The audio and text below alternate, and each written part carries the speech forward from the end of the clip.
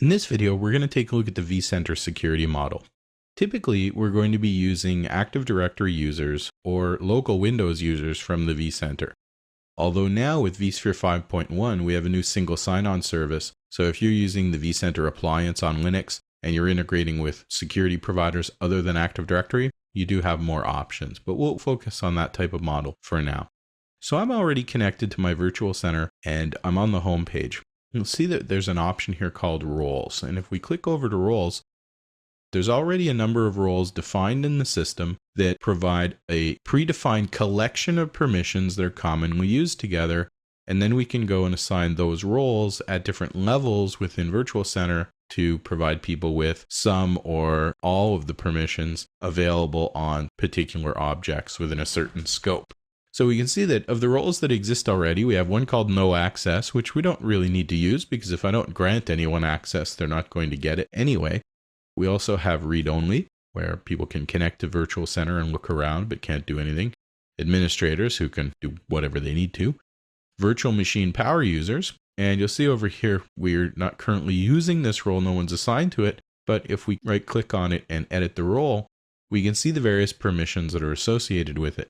Now, what we probably want to do rather than modifying these existing roles is go ahead and click clone role, make a copy of it, and then just customize what we need.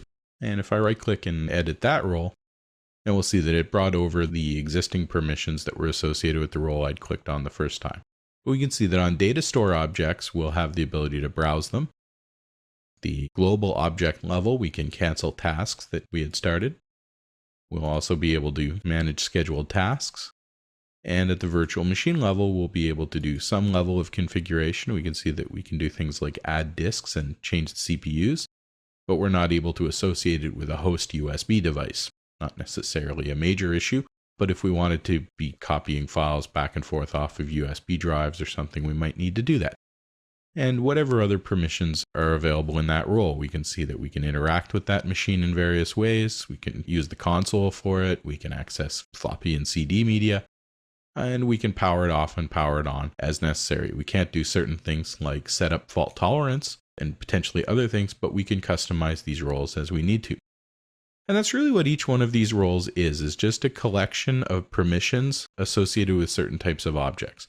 So if I want to create an entire new role from scratch, that may be a little tricky because they're really going to need some level of permissions on some of these other objects. And you'll see if you take a look at the various roles that exist already, that some of the permissions they have are not necessarily obvious or intuitive. So I would definitely start with one of the roles that exists already and then just clone them and modify them as you need to. So if we've identified one of the roles that already exists as being appropriate to what we want to do, or we've created a new role, then what we're going to need to do is actually assign it. So as we can see, if I right click onto one of these roles, let's take a look at my custom power user role and click add. Well, it's giving us the option to add permissions to it, but that's really what we get if we right click and we do edit role. Really just about the same dialogue. It's just that add allows us to add new permissions. Edit role shows us all the permissions that already exist on it. But this doesn't give me an option anywhere to actually assign this to users or to any objects. So let's go take a look at how we do that. So if I go back to the home page of vCenter and click over to hosts and clusters, we can see that I've got my root object for vCenter. I've got a data center object, 2 hosts and 2 resource pools, one on each host, and I've got some virtual machines. And if you take a look through all of these different objects, we can see that they have permission tabs.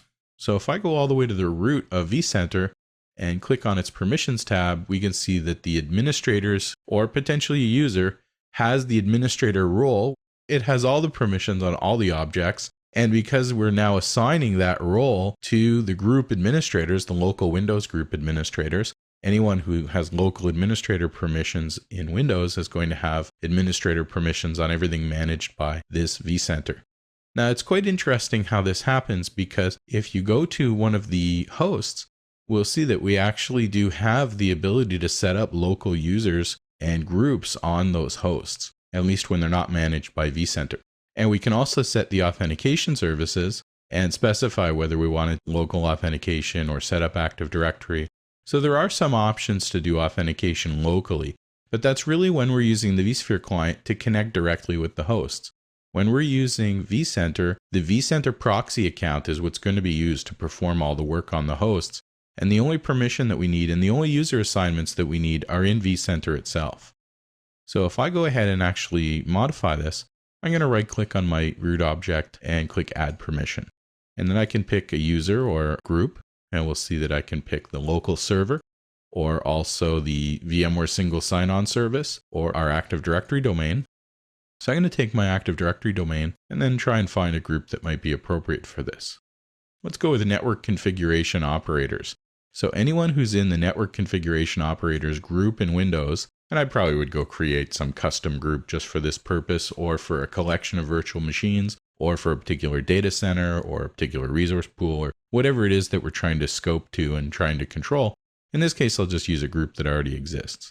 So if this Windows group has anyone in it, then I'm going to grant them the custom power user role. In this case, at the root of vCenter, so effectively on every object, at least every object where inheritance hasn't been turned off. And you'll notice down here I have a property called propagate to child objects, which specifies whether this should be an inherited permission or not. And usually we do want to do that. But you have to be careful because the VMware permissions model doesn't necessarily work the same way that the Windows permission model does.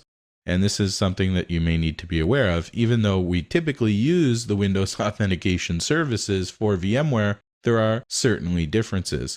For example, by default, the administrators group has administrator rights on all of vCenter.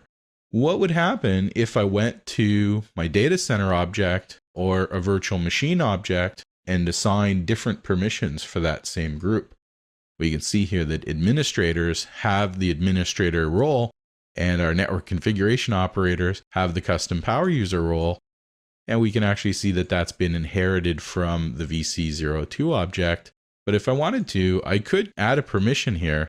And if I was to do something like add administrators, or let's say administrator, who is one of those administrators already, and gave them the read-only permissions, I actually would cause myself problems. So you have to be careful. Locally defined permissions will override inherited permissions.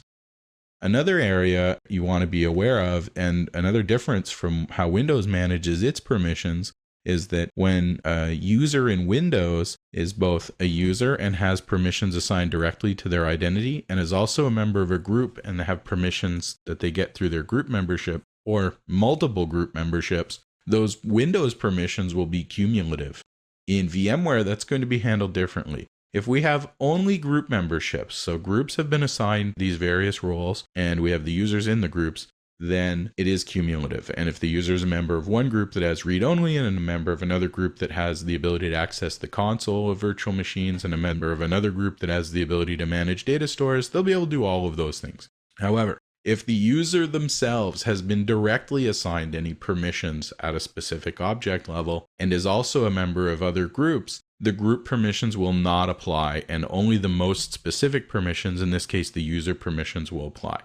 So it's really a best practice to use groups either in Active Directory, which is definitely the way you should do it, and that's what Active Directory is for, or local groups on the vCenter server. And then if you're getting into more exotic security models, you can take a deeper look at the single sign-on service and other ways potentially of doing federated identity management with some of the other services and so on.